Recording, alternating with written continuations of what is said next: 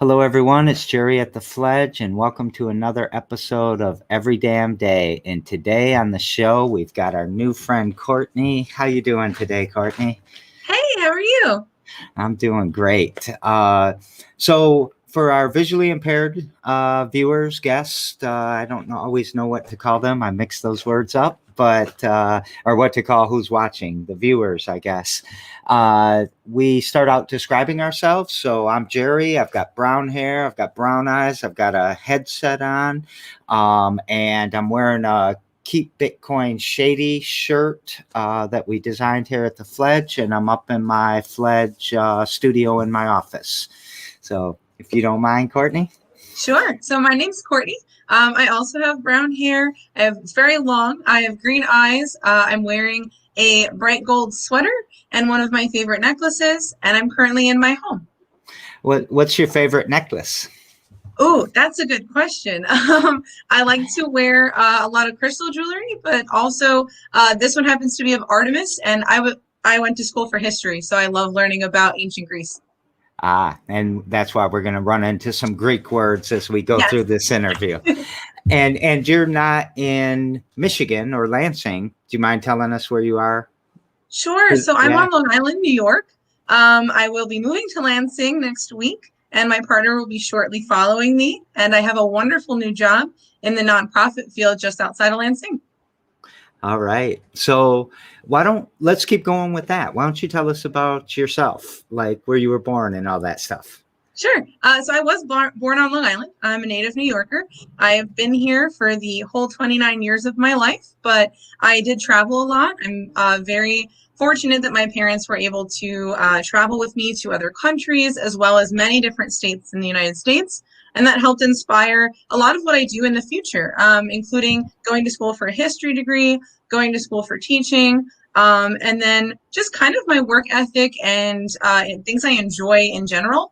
Which is learning and getting to know different people and really being community oriented. Yeah. So where'd you go to school? I went to Eastport South Manor for high school, which is actually just down the road from me. And then I also went to St. Joseph's College on Long Island. All right. So for some reason, I'm attracting people from New York a lot. I've had a couple people from Brooklyn, Staten Island. You're the first one from Long Island, but thanks for being on the show. Sure. Thank you for having me. So I want to talk about traveling a little bit more because I love traveling. Before we get into your project side, what's some of your favorite countries you've been to? Oh, well, besides a normal kind of generic answer of all of them, I really like Greece, Italy, and Ireland. All right. I have never been to any of those three countries, but I've been to, Greece, Italy, and Ireland. Yep.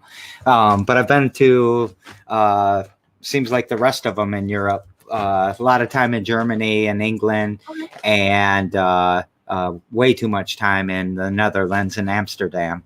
Oh, see, I haven't been there. I'd love to go. But like you said, every place I've visited has been a great place to be. Yeah, they're all special for their own reason. And I lived in Italy for 3 months, actually, too. I used to commute back and forth to Dubai, so I had an apartment for a year there, which is what took me into Europe so often as well, or one of the things, I guess. That's awesome. Let's talk a little bit about the projects that you're working on in whichever order, however you want to say that. Okay. So I guess we'll start with my experience in the nonprofit field, just because that's the next thing I have going by moving to Lansing. I was very fortunate to get a job that is very similar to the one I had here. Unfortunately, here I had been furloughed due to the pandemic, and it was very sad for me because I absolutely love the work I do, and I love my company. I worked for the Economic Opportunity Council of Suffolk, which is in Suffolk County here on Long Island. And I was the assistant coordinator for an Advantage After School program in the William Floyd district. And I loved connecting with the kids. We worked with middle schoolers, so 6th to 8th grade. And we hosted an after school program where they had access to tutoring, to really fun clubs, organizations, and field trips. And so working with a community-based organization like that, and they did many other things. They had veterans affairs. They covered housing. So they helped people all over Long Island. But I went to school for teaching and for secondary education. So really, that's where a lot of my passion is working with kids. So I absolutely love the work that I did. And now I will be able to continue that by moving to Lansing. And I'm so excited about the opportunity to continue that work that I do. And it's a little premature to mention the company or the organization that you'll be working for, because you'd like to have your first day under your belt at least, Yes. right? So we won't go there. But you said it's something very similar to what you were doing in Suffolk? Yeah, so it's a project coordinator position. So I will be, in charge of a program that is similarly run, though a different age group. And I will be in charge of doing some after-school activities as well as enrichment for the students of this school. So I hope to continue the work that I did here, where I was able to get a greenhouse for the students. I had them go on field trips, and we had a lot of different experiences like yoga seminars, things like that, bringing guest speakers in for special themed weeks. So I really hope to be able to continue that here, and I'm pretty sure that I will. Yeah, I'm pretty sure that you will too. I can't wait to get you here and show you the fledge, by the way. Yes, of course. Because I think we're going to have a lot of things that we can do together. I agree. So that's one thing. You want to talk about another thing? Sure. So an extension of the nonprofit, or would you like me to move away to my entrepreneurial stuff? Whichever you prefer. Okay. Well, they kind of do go together, because through the Economic Opportunity Council of Suffolk, I was able to expand my workshop and teaching creation abilities, and I made a social emotional learning workshop as well as a nature-based education workshop, where I got to explain and work with staff on the benefits of social emotional learning as well as nature-based education. So those are things I'm very passionate about, and I am very happy to say that that kind of ties into what I do as an entrepreneur. I'm very community focused. I am really interested in networking, getting to know and collaborate with people of all different backgrounds. And that's something that I was able to translate from working in my nonprofit job to then the business that I started. So I have a business called Daimonikos Productions, and we have a group of 4 of us that co-own the company. We all have different skill sets and came together to be able to use those and utilize them to their best effect while working together. Our inspiration for that was a event called SpellCon that we host at a local place here on Long Island. And it's a wonderful cultural event where people can come together and share art and music and culture, and we're able to bring the community together based on that and have a fun, entertaining sort of event. This year is a little more challenging just because, with the pandemic and everything. But that event was our inspiration to say, hey, we can continue to do this and bring the community together and kind of further our mission and goals of community-oriented, being community-oriented and also networking. So now we've grown past just doing events, where we do host the cultural events, like I said, but we also have a holistic healing business. So we do Reiki, reflexology.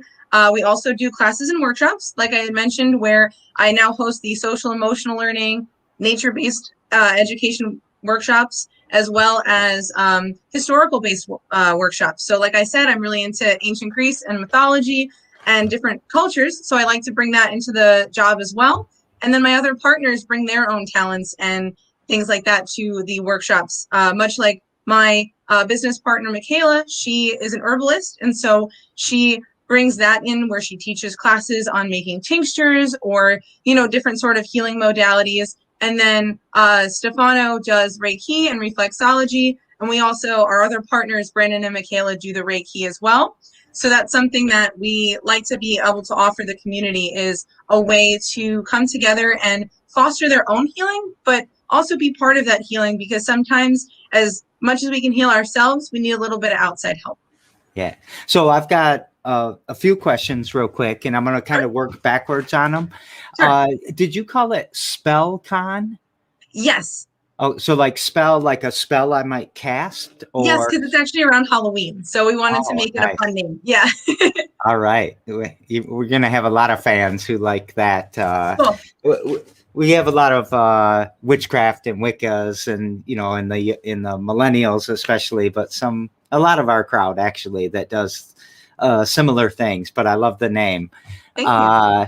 The next is, speaking of names, is on the Daimonikos? Daimonikos. Yes. What's that word mean? Or is it a So, person? so it's actually an amalgamation, but it comes from a Greek word, which is daimon, and that translates to something that is a godlike force in the way that you would say something where it's the universe, depending on people's spiritual beliefs, but it comes from that kind of all-knowing universal energy. And so we chose that because for Daimonikos, we want to be able to unify people and come together, as well as being able to promote that community, promote people's ability to heal and, just kind of grow together as a community. Yeah, I love that. Thank you. Is that where the word like deity comes from? Does it? So yeah, actually daimon, deity, a lot of those things are that kind of godlike force. So if you look in different cultures, for instance, in ancient Greece, or you kind of go back to gematria, which is word and number together, you would see daimon as this powerful force that is kind of beyond the human world, but also connected to us as well. So it translated to, unfortunately, into demon, though it's kind of a misconception that it has to do with anything dark or evil. It's definitely not that. It has more to do with that strength and that power. And so that unifies people of all different spiritual beliefs because we're able to unify on that kind of energy that we all can come together.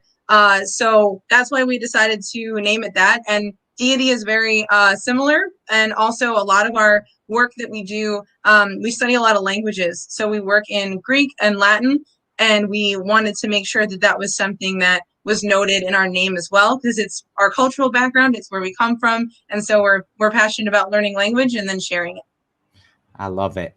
Thank you. Now, my third question is, I kind of know the nature-based learning. I have an idea of what that might mean. What does social and emotional learning mean? Or Sure. is that did I say it right? Social and emotional learning, yes. So it's actually something that's become a really big idea in public schools as well as private schools, where social emotional learning makes sure to focus on the entirety of a child, on their inner genius, so to speak, which is kind of tied to the nature base as well, where we look at the mind, body, emotional state, the whole entirety of a person, and then we're able to benefit and give the most effective sort of teaching styles for children and also learning styles. Because for me personally, teaching is really about awakening the learner in someone, which is something that an ancient Greek philosopher also felt very strongly about. It's mostly about inspiring that need to learn, that desire to learn and to be motivated. And so I think with social emotional learning, it really taps into a child's connection to their society, their culture, their community, and also their emotional state, and how that really affects their learning environment and vice versa. I don't think I ever hired a software. I've had some software companies. I've never hired a software engineer that finished school. Oh, interesting. They all have been like even dropped out of high school to do it. And just there's a lot of problems with the educational system, and not recognizing what you just talked about is, I think, one of them, a big one of them. I would say that it's really positive that people are making this a very mainstream in public education system right now, because that social emotional learning, like you said, is a key component of understanding what motivates people, why they're in school, what they can best get from it. And it's very much tied to, at least when I was in school, we talked about the 5 learning styles. So that's what I was taught in college. And I think this really goes even beyond that, and I appreciate it. Yeah, I like it. I want to throw a comment up from a viewer. It's always good to see people striving to help others with alternative ideas. You're a positive force in the world, Courtney. Keep up the good spirits and stay passionate. Do you know Michaela? I don't, but thank you very much. Yeah, nice one, Michaela. Yeah. So, and she's agreeing too. Mm, I understand. Yeah, and part of I think being community oriented is where we can come together and, like I said, utilize people's skills and knowledge so we can grow on these things and really improve where we need to improve.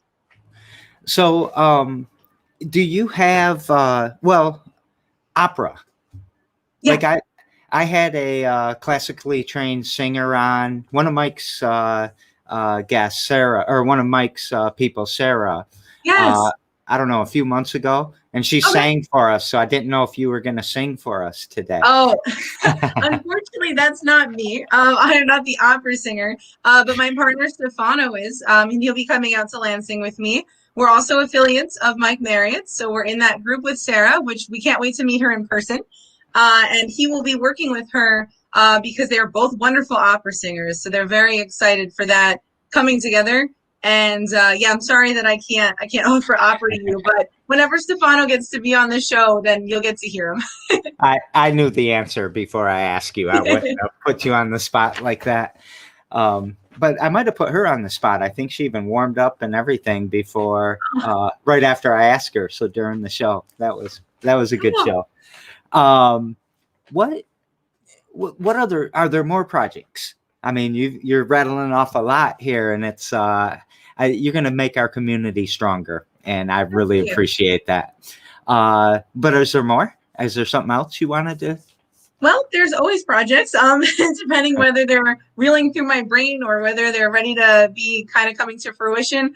But right now, we are working on moving, so we're excited to transition to that new community. And as soon as we get there, we are ready to hit the ground running. I can give you past events just to give you kind of an idea of what would be on the way. We do a lot of seasonal activities and events, so that'll be something that we kind of hope to continue when we're in Lansing, as well as in New York. Our partners, Michaela and Brandon, will be continuing the work in New York. So now we're going to be expanding to 2 states, which is wonderful. And we do springtime events. There is a merchant festival that we'll do. So we call it Mercuralia, but it's really about bringing all sorts of vendors and artists together to show off their work and be able to have a platform to just showcase it to the community. Everyone can get to know each other. And we'll be doing that hopefully in New York if we can get an outdoor venue and things can be safe, because that's really the #1 priority. So some of our events, if they're in person, we follow all of the guidelines we need to. Otherwise, we've been doing a lot of virtual things because we still want to bring the community together, even though we can't see people. So we'll be doing things like symposium and colloquium, which are monthly activities that you can find on our website or by contacting us on social media. And colloquium is another artist sort of gathering where people can come together and show off art that they've created, whether it's visual art or poetry, or you want to recite your favorite poetry or give a lecture on a topic. This past week, we had a blacksmith come and show us his forge, and he went and just explained everything about blacksmithing. It was very cool. I read from 1001 Nights because I really love that story and that collection of stories. So we do things like that. And then symposium is based on the Greek tradition of coming together and having a moderated and friendly debate on a topic. So where it's really a discussion about 2 different viewpoints and we can come together and understand each other. And it's a lot of fun. We've had a couple of those already. And other virtual events we'll have to see in the future, but those are the things we're continuing to do right now. What were some of the topics in what did you call that one? Was symposium? Yeah, so symposium. We have a lot of different topics that people will bring to us. The last topic that we did was based on feminism. So it wasn't whether it's good or not. It was just the nuances of feminism. So we talked about different viewpoints of the definition, what people, believe feminism to be for themselves. And we got to hear everyone's viewpoints. We got to hear, why it mattered to them and the background for that. And it was wonderful. We got to hear so many amazing different points of view. And then really at the end, you find out that we're all coming together anyway. So it's wonderful. Are these things like if someone wanted to see one of those, are they recorded and out there somewhere, like on a YouTube channel or a website or anything? So they will be. We haven't launched our Daimonikos Productions YouTube just yet. We wanted to get a few of those under our belt and see if we had some regulars coming and if they'd be okay with being on YouTube. So once we get all that sorted out, they will be on YouTube for people to see, as well as if they go to DaimonikoSProductions.com, they'll be able to see what dates we have, and we do it live on Zoom. So anybody can come. It's a free event. We do accept donations through the company, but that's up to everybody because we understand different financial situations. But really, it's about bringing people together. So we make these free events, and if anyone wants to see it, like I said, they can either email us, which is daimonikos.productions@gmail.com, or they can go on our website and all the information will be there, plus other events that we do, like weekly devotionals, and we'll also have other events up there if we're doing like a festival or we're doing some kind of other online event. I want to put, I'll put the contact information in a little while on the comments. So I got thrown off by the word feminist because I got in a little bit of a spat with, do you know what a trans exclusive radical feminist is? Or they're called a TERF. No. They're anti-trans, and they think that like a male to female transition is not really feminism, and they don't really like they kind of want it out. So I had a big argument last year with a couple of them that I think have moved out of the neighborhood now. Oh no, I'm sorry about that. So I was really curious about if you ever talked about that. I'm way on a tangent here. I'm coming back to this interview now. So moving to Lansing, sure. What's that all about? Was that only because of the job? Was it you had Lansing on your mind? There's a Lansing, New York, and you made a mistake. I think there's a Lansing, New York. There is. Yeah, that would be funny. Fortunately, it wasn't a mistake. It was very much on purpose. We were actually looking at a couple different states where the tri-state area, because it's close. And that was before the pandemic. And then the pandemic happened. And so a lot of things kind of got topsy-turvy. But we were looking at Pennsylvania, North Carolina, and we know Mike, he's our publicist because we're part of Opportunity Arts. And he kept talking to us all the time about how wonderful Lansing is, all the opportunity, the affordability, the community that's out there. And after really hearing all that, it was kind of a no-brainer to explore that as a place for us to go and learn and grow and seek opportunity, because that's what we're doing. We want opportunity to grow a business, to grow a community, and to really be able to, just spread our wings and experience things and learn and get to know more about different people and different ways of life. So for us, it was very much a calculated thing. Once we saw Lansing and what it had to offer, we were like, okay, so we're going to move there and we're going to make it happen. And that's very much a thing. I feel like it's a theme for me, where when we lived in Italy for 3 months, Stefano had won a competition, an international vocal competition that was going to send him to Sicily. And I wasn't in the competition, so he wanted to, stay there for 3 months. And I was like, how can I stay there for 3 months? Like, what can I do? I need a job and all these things. So I got a TEFL certification, and I taught English as a foreign language in Italy. And I worked with a host family, and I lived with them, and we got to experience that culture and live with them for 3 months. And we're both of Italian heritage, so it was amazing. It was my second time to Italy, but his first time. And so that theme that kind of comes into my life is, well, I just want to do this, and I'm going to make it happen. So after seeing how wonderful Lansing was, me and Stefano talked, and we're like, all right, what do we have to do to make this happen? I went out, I searched for jobs that were, in my skill set, something that I was devoted to. And the artist community in Lansing is absolutely blossoming. And so that drew Stefano in right away. He can't wait to be part of an artistic renaissance and really be able to work with these other artists. And I mean, that's our passion in life, is art and culture and community. Have you been to Lansing? Did you come visit? No, we've never actually been yet. All right, we got to clean up before you get here. What do we got, a week? You got a week? Yeah, I'm coming on Monday, actually. Okay. Are you going to live in Lansing proper? Do you know where you're living and all of that? Yeah, so we're actually going to live, it's in the Briarcliff Apartments. It's actually where we know a few people. So we're going to be, I know that's like right outside the city. It's not necessarily in downtown or anything. We're going to be a little outside of it. So it's between there and Okemos. Okay. All right. Yeah. And is the move going to be pretty easy? I imagine your apartment in New York's probably smaller than your apartment in, I don't know though. Yeah, Is that so true? actually we found a wonderful place, and if you'd like to talk about the market value of things, New York is not really a great market value at the moment. Again, affordability being a big draw to Lansing because we're able to have a townhouse that is 1,300 square feet in Lansing for 860 all included, which any New Yorker will know is mind blowing. That doesn't make any sense to me because New York here is so expensive. On Long Island, our one bedroom apartments in a complex, without a basement and all these extra wonderful things, is around 1,700, 1,800 a month. Yeah. So, and you're, kind of crammed in there with people. And if you want to rent houses, they're over 2,000 a month. So we actually still are living with our parents because we're not even able to afford anything here.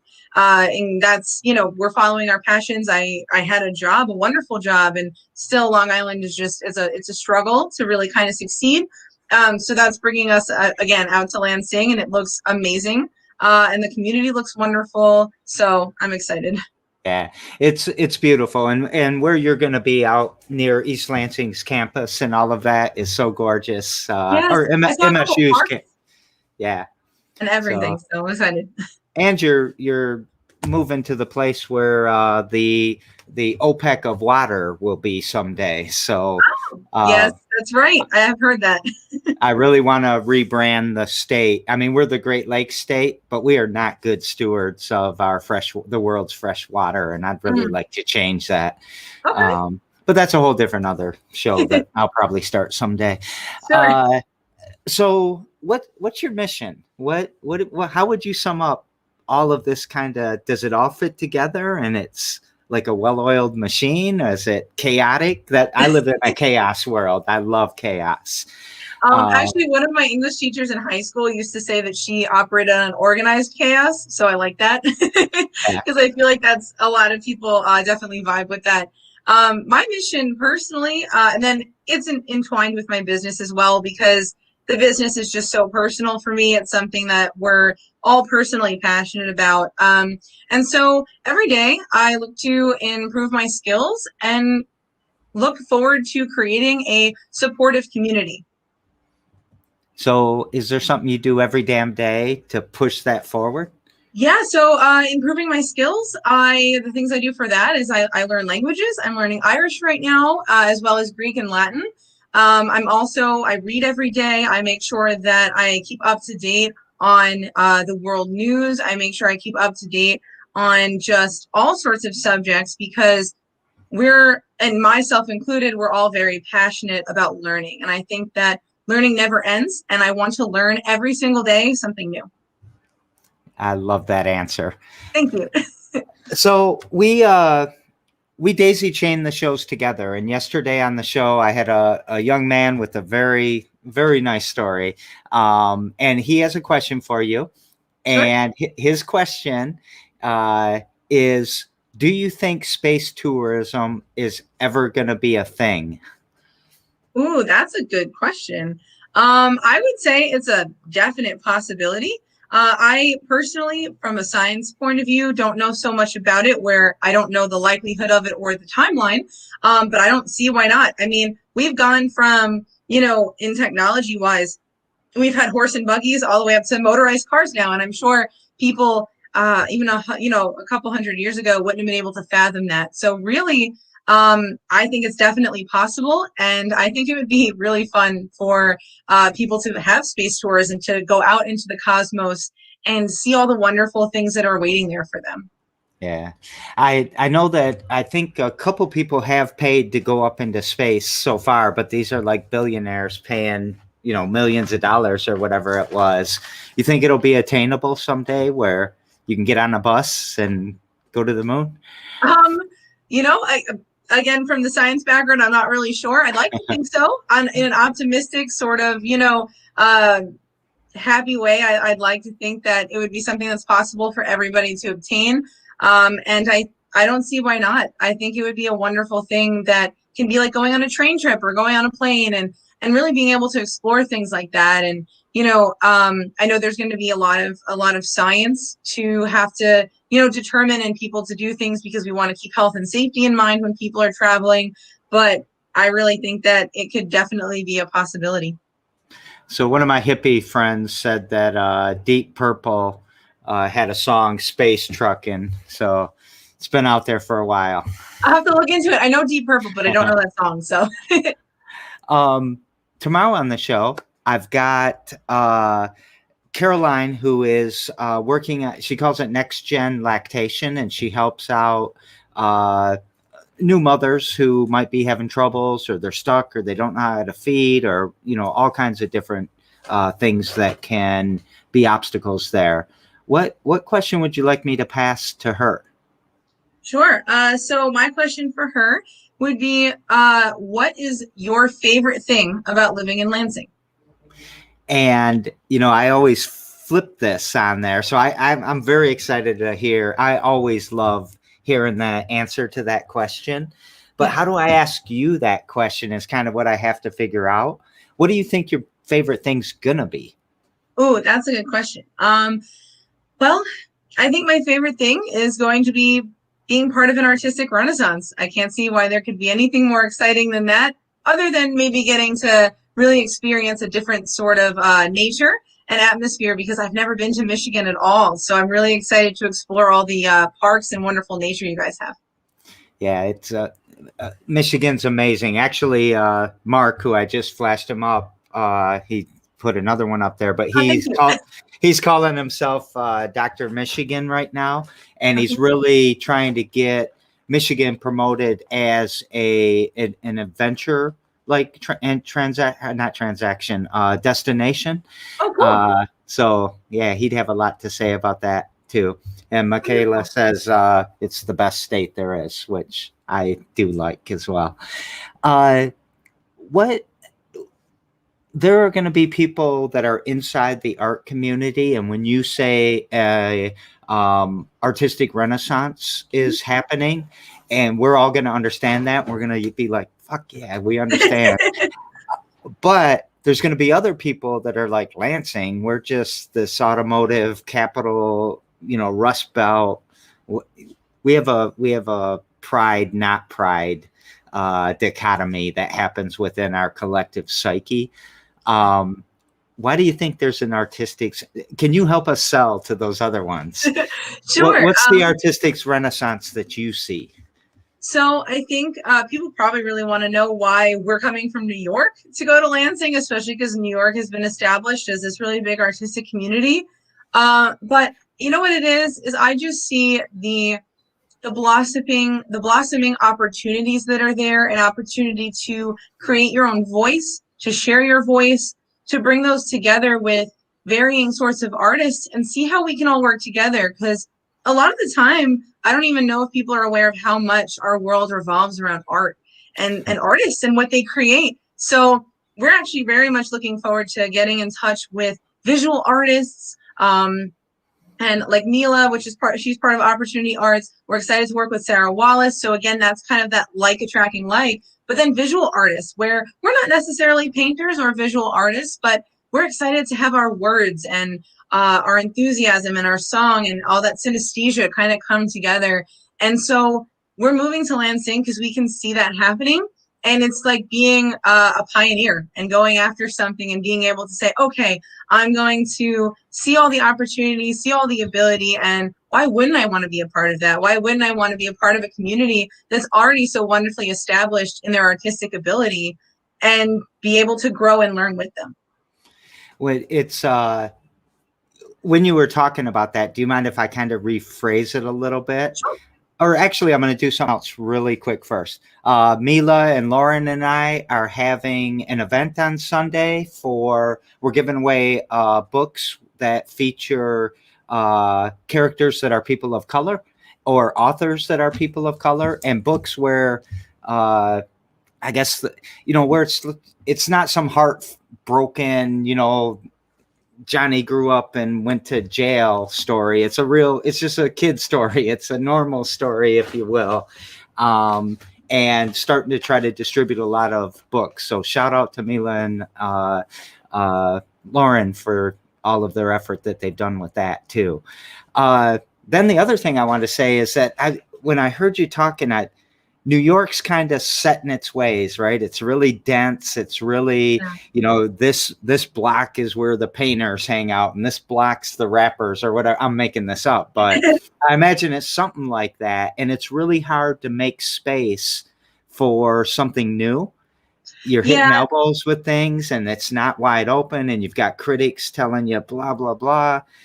I think that's the downside to an established artistic community here, where it doesn't have to be. Obviously there's a lot of wonderful things, but yeah, like you said, some things are very structured, and there's not a lot of room for kind of bringing in new ideas and things that are a little bit alternative to what people are kind of used to. And even here, unfortunately, Broadway's been closed for so long, and New York City is really struggling, and so where a lot of that artistic hub is really just going through a hard time. And while I can't wait for that to be up and running, we are looking for opportunity where we can share these new ideas, where we're welcomed by people that want to learn new things and establish a wonderful, supportive community. If there's one thing I can almost guarantee you on behalf of the city, is that we are going to welcome you. We're very diverse. We're very inclusive. We're very welcoming. And I think you're going to enjoy it here. And then last one, Mark, I'm not letting you get on the screen anymore today. But he said New Yorkers settled Michigan, Genesee County from Geneseo, New York. Yeah. And also, I think they were New Yorkers that settled Lansing too. I think they lived in the Lansing area, or Lansing, New York, and came here, and it was a swamp, and they had to rough out a winter.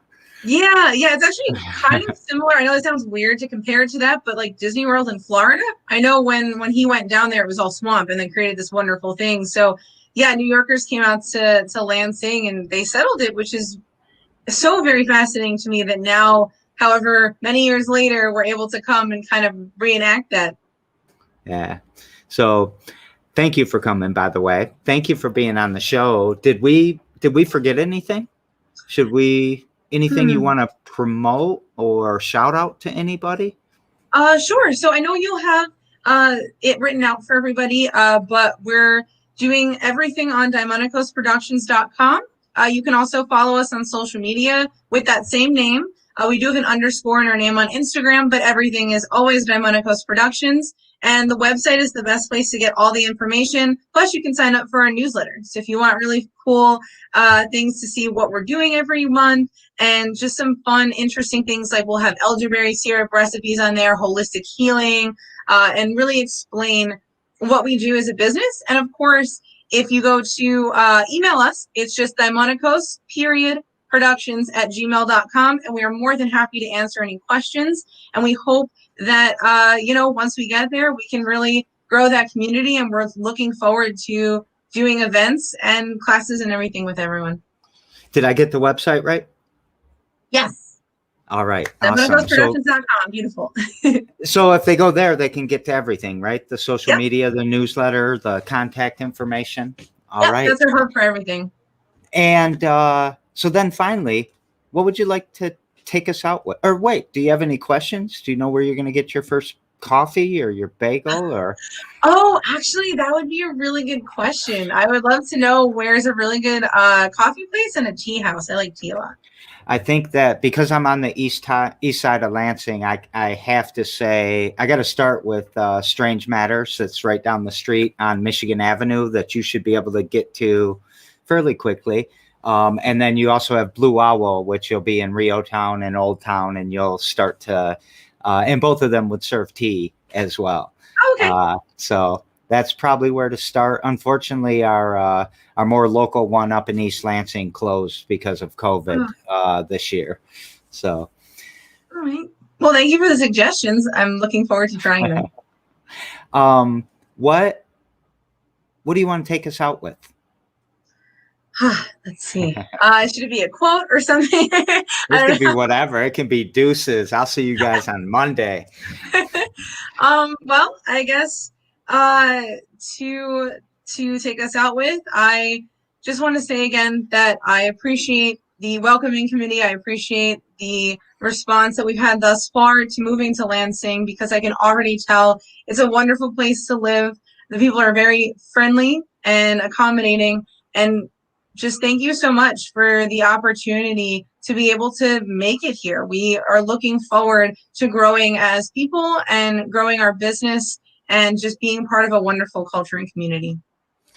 Well, that was a great thing to take us out with, and thank you so much for bringing your worldview, a new worldview to Lansing, bringing your kindness. I can already tell all of the knowledge you have and all of the things that you've grown up around. Now you can come transplant some of that and teach us a different way to look at things too, as we teach you a different way to look at things. So it's going to be a great symbiotic relationship. I agree. Thank you so much. And thanks for being on the show. And thank you, Michael, for recruiting. Yes, thank you, Mike. Here. Thanks for having me on the show. You're welcome. And everyone, tomorrow, every damn day, we're on at 2:00, and we will see you later. See you, Courtney. Bye. Everyone.